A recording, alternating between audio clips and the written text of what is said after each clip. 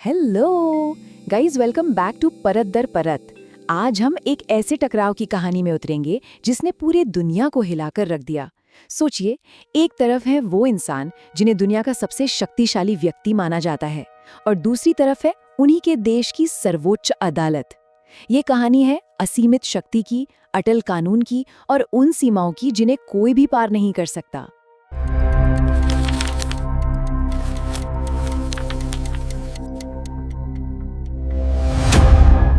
जी हाँ, हम बात कर रहे हैं प्रेसिडेंट डोनाल्ड ट्रंप की।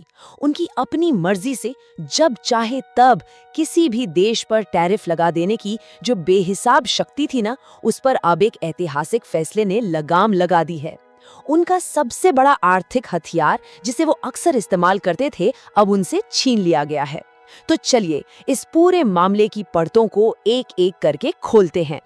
तो सबसे पहले बात करते हैं उस झटके की जिसने सिर्फ अमेरिका ही नहीं बल्कि पूरी दुनिया की राजनीति को हिलाकर रख दिया। अमेरिकी सुप्रीम कोर्ट का वो फैसला जिसने राष्ट्रपति ट्रंप के अधिकारों पर एक बहुत बड़ी लकीर खींच दी। एक तारीख है जो अब इतिहास में दर्ज हो चुकी है, 20 फरवरी 2026।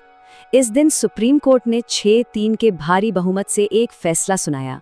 उन्होंने प्रेसिडेंट ट्रंप के रेसिप्रोकल टैरिफ यानी जैसे को तैसा की नीति वाले टैरिफ को पूरी तरह से असंवैधानिक घोषित कर दिया, मतलब गैर कानूनी। ये एक ऐसा फैसला था जिसने सत्ता के समीकरणों को ही बदल कर रख दिया।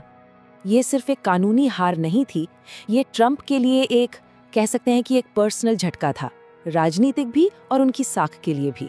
सोचिए जरा, उनके खुद के नियुक्त किए गए 2 जजों ने ही उनके खिलाफ वोट कर दिया। इस फैसले ने दुनिया भर में एक साफ संदेश भेजा है कि अमेरिकी राष्ट्रपति चाहे कितना भी शक्तिशाली क्यों ना हो, उसे कानून के दायरे में ही काम करना होगा। अच्छा, तो अब थोड़ा पीछे चलते हैं और ये समझते हैं कि ये टैरिफ आखिर थे क्या और ट्रंप ने इन्हें लागू कैसे किया था, जिसने इस पूरे कानूनी टकराव की नींव रखी। तो ट्रंप ने इन टैरिफ्स को लगाने के लिए 1977 के एक बहुत पुराने कानून का सहारा लिया। इसका नाम है IEEPA, यानी international emergency economic powers act. अब जैसा कि नाम से ही जाहिर है, ये कानून प्रेसिडेंट को सिर्फ और सिर्फ राष्ट्रीय आपातकाल मतलब नेशनल इमरजेंसी की सिचुएशन में ही खास इकोनॉमिक पावर्स देता है। और यहीं पर सबसे बड़ा सवाल खड़ा होता है, इमरजेंसी? कौन सी इमरजेंसी? उस वक्त तो कोई घोषित युद्ध नहीं था, कोई विद्रोह नहीं था या कोई बड़ी आर्थिक मंदी भी नहीं थी। तो फिर ये आपातकाल आया कहाँ से? असल में ट्रंप प्रशासन ने एक नई दलील दी। उन्होंने कहा कि अमेरिका का बढ़ता हुआ व्यापार घाटा यानी ट्रेड डेफिसिट अपने आप में ही एक नेशनल इमरजेंसी है, और बस इसी को आधार बनाकर उन्होंने IEEPA का इस्तेमाल किया और कई देशों पर भारी भरकम टैरिफ लगा दिए। वियतनाम पर 46%, सोचिए 46%, चीन पर 34% और भारत पर भी 26% तक टैरिफ लगा दिए गए। और यहीं पर सुप्रीम कोर्ट ने एक तरह से कह सकते हैं कि पूरे देश को सिविक्स का एक बहुत जरूरी पाठ पढ़ाया। वो संवैधानिक सिद्धांत जो अदालत के फैसले के केंद्र में था, वो लोकतंत्र की नींव है। देखिए, अमेरिका का संविधान बहुत साफ कहता है कि टैक्स लगाने या बदलने का हक, ये पावर प्रेसिडेंट के पास नहीं है, ये पावर है कांग्रेस के पास, मतलब वहां की संसद के पास। और टैरिफ भी तो एक तरह का टैक्स ही होता है ना? तो उसे लगाने का अधिकार सिर्फ और सिर्फ कांग्रेस का है। और सबसे दिलचस्प बात तो ये है कि ये बात किसी और ने नहीं बल्कि खुद ट्रंप के ही चुने हुए जज जस्टिस नील गॉर्सच ने कही। उन्होंने साफ साफ कहा कि लोकतंत्र में एक व्यक्ति की मर्जी नहीं चलती बल्कि पूरी संसद की सहमति जरूरी होती है। ये चेक्स एंड बैलेंसेस यानी नियंत्रण और संतुलन का एक शानदार उदाहरण है। अब हर बड़ी कहानी में एक अहम किरदार होता है ना?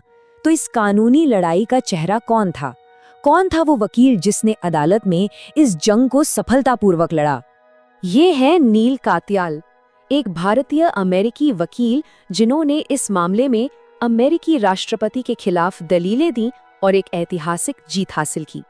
और नील कात्याल कोई आम वकील नहीं है, उनका कानूनी करियर जबरदस्त रहा है। उन्होंने सुप्रीम कोर्ट में एक लॉ क्लर्क के तौर पर शुरुआत की और ओबामा के दौर में अमेरिका के एक्टिंग सॉलिसिटर जनरल के पद तक पहुंचे। उन्होंने 50 से ज्यादा बार सुप्रीम कोर्ट में बहस की है, जो अपने आप में एक बहुत बड़ी बात है, और उन्हें कई बार देश के बेस्ट वकीलों में गिना गया है। चलिए अब इस पूरी कानूनी कहानी से निकल कर देखते हैं कि इसका असल दुनिया पर और ख़ास तौर पर भारत पर क्या असर पड़ा।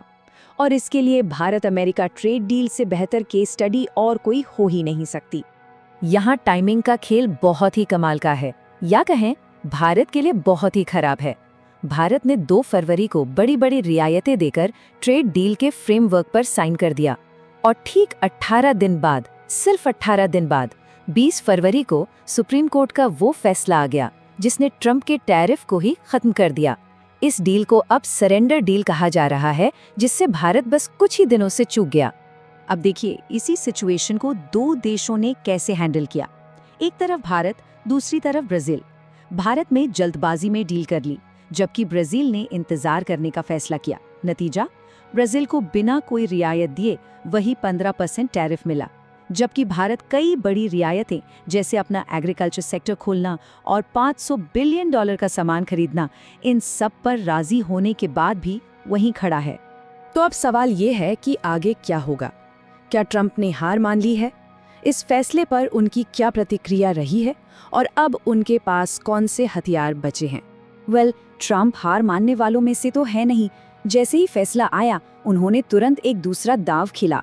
उन्होंने 1974 के एक दूसरे कानून, ट्रेड एक्ट का सहारा लेकर पूरी दुनिया पर 15% का एक नया ग्लोबल टैरिफ लगाने का ऐलान कर दिया। लेकिन इस बार एक बहुत बड़ा पेंच है। ये नया कानून ट्रंप के हाथ बुरी तरह से बांध देता है। अब टैरिफ 15% से ज्यादा नहीं हो सकता। ये सिर्फ 150 दिनों के लिए ही लागू रह सकता है, और इसे लगाने के लिए एक असली अंतर्राष्ट्रीय पेमेंट क्राइसिस का होना जरूरी है। मतलब साफ है, ट्रंप के वो मनमाने टैरिफ लगाने वाले दिन अब लद गए। और इसी के साथ हम आज के सबसे बड़े सवाल पे पहुंचते हैं। अब जब ट्रंप का सबसे बड़ा हथियार उनके हाथ से जा चुका है और पासा पलट गया है, तो क्या भारतीय वार्ताकार इस सौदे को देश के हित में फिर से लिखवा पाएंगे, या फिर अमेरिका के पास अब भी कोई ऐसा तुरुप का इक्का है जिसके सामने भारत को झुकना पड़ सकता है? इसका जवाब तो आने वाला वक्त ही देगा। Don't forget to like, share and subscribe.